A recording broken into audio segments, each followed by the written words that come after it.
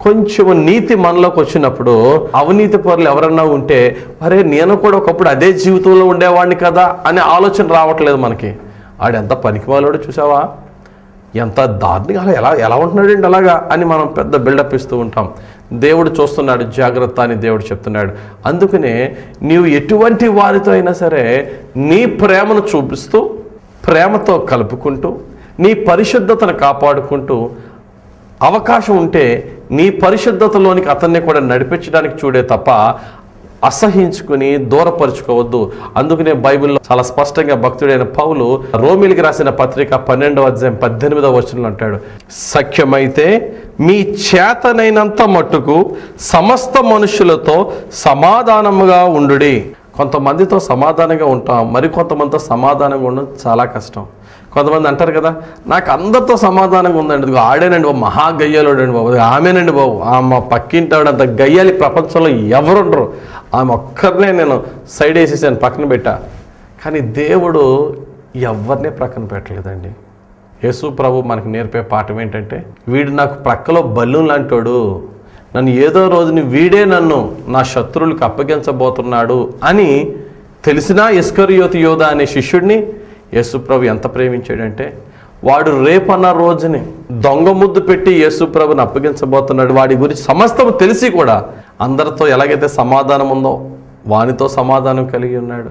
ఈ శిష్యుల పాదాలతో పాటు వీడు ట్రైటర్, వీడు ద్రోహి, వీడు అని తెలిసిన వాని పాదాలు కడిగాడు, వాని పాదాలు తుడిచాడు. ప్రియులారా, యేసు ప్రభు మనకి చెప్పడం మాత్రమే కాదు, అద్భుతమైన జీవితాన్ని చూపించాడు.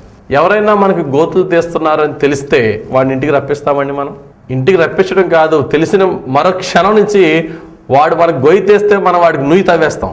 కాదండి, నేను ప్రభుని నమ్ముకున్నాను, నా క్యారెక్టర్ ఒకప్పుడు అటువంటిది, ఇప్పుడు కాదండి, నేను ఎవరికి గోతులు నూతులు తవ్వనండి అని అనుకోవచ్చు. అటువంటి వ్యక్తి ఏం చేస్తాడంటే, వాడికి గొయ్య నుయ్య తవ్వడు, కానీ కనీసం ఇంటి గుమ్మ ఎక్కకుండా మాత్రం చూసుకుంటాడు. కానీ దేవుని వాక్యం అలా చెప్పట్లే. యేసు ప్రభు జీవించిన జీవితం అలా లేదు. ఇస్కరియోతు యోధ యేసు ప్రభుని అప్పగించిన ప్రేమతో ఇస్కరియోతు యోధాకి కూడా ముద్దు పెట్టి, వరే బాబు నువ్వు ఏం చేద్దాం అనుకున్నావు చేసేరా అని చెప్పి, యేసు ప్రభు వచ్చిందే దాని గురించి కనుక, శిలువ మీద మరణించట దాని గురించి కనుక, మరణించినప్పుడు ఆ ఇస్కరియోతు యోధ గుండె పగిలింది, అయ్యో నేను తప్పు చేశానని వేదన పడ్డాడు. గమనించండి, మనం పగని పగతో జయించలేము, పగని ప్రేమతోనే జయించగలం. యేసు ప్రభు ప్రపంచానికి నీ శత్రువుని ప్రేమించి వాని కొరకు ప్రార్థన చేయమన్నాడే కానీ, కర్ర కత్తి పట్టుకో, బాంబు పట్టుకో, నీ శత్రువుని వేసేయి అనే స్వతంత్రాన్ని కనుక బైబిల్ ఇస్తే ఎప్పుడో ప్రయోగించడం కాదు, ఎప్పుడో భూమి అంతా నాశనం చేసేవారు. ఓన్లీ బైబిల్ ఒక్కటే ప్రపంచాన్ని ఆపేస్తుంది. No, love your enemy and pray for your enemy. నీ శత్రువు కొరకు ప్రార్థన చేయి. నీ శత్రువు కొరకు ప్రార్థన చేయటం నాశనం అయిపోవాలని ప్రార్థన చేయడం కాదు, వాడు మరలా నా మిత్రుడిగా మారాలి. వాక్యం అందుకనే చెప్తుంది, ఎవడైనా యెహోవా భయభక్తులు కలిగి ఉంటే వాడిని ఏం చేస్తాడట, వాని శత్రువును సైతము దేవుడు వానికి మిత్రులుగా మార్చును, మిత్రులుగా మార్చేస్తాడు దేవుడు. గమనించండి ప్రియులారా, దేవుడు చెప్తున్నాడు, సఖ్యమైతే సాధ్యమైనంత వరకు try to make peace with everyone.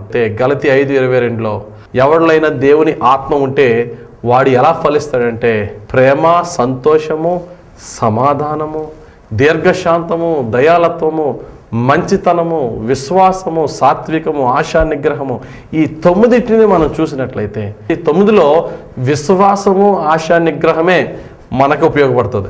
కతిమ 7 ప్రక్కనోడికి ఉపయోగపడతాయి. ప్రేమ కలిగిన వారి మీద ఎవరికి ఉపయోగపడతాం? ప్రక్కన వారికి. మన మంచితనము, మన సాత్వికము, మన దయాలత్వము, మన ఆశా నిగ్రహము, మన సంతోషము ప్రక్కన వారికి ఉపయోగపడతాం.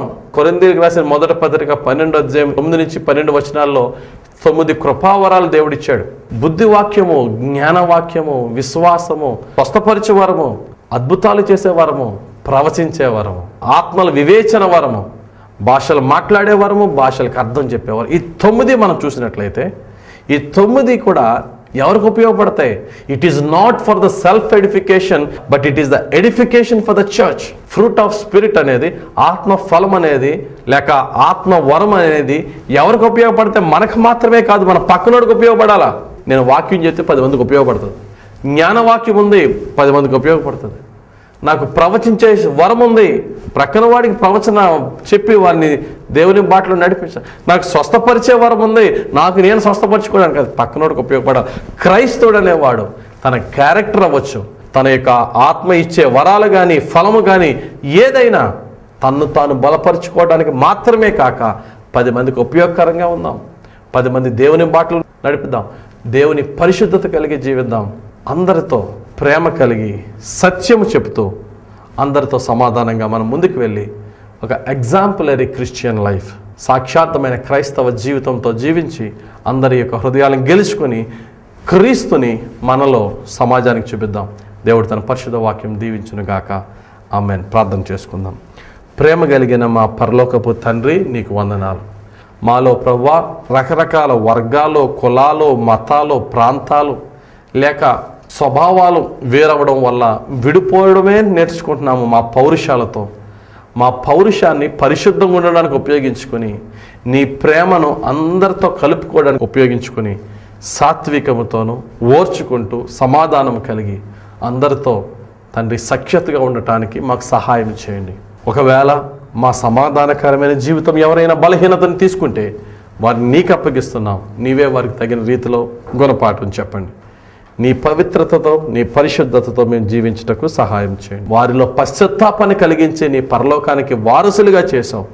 మేమును అదే బాటలో నడిచి అనేకులను ఆ బాటలో యేసయ్య నీ బాటలో నడిపించే నీ బిడ్డలుగా నీ సేవకులుగా మమ్మల్ని దీవించమని యేసు నామములో ప్రార్థించి వేడుకొనుచున్నాను తండ్రి. ఆమేన్. God bless you. దేవుడు మేము దీవించును గాక. బాబాయ్.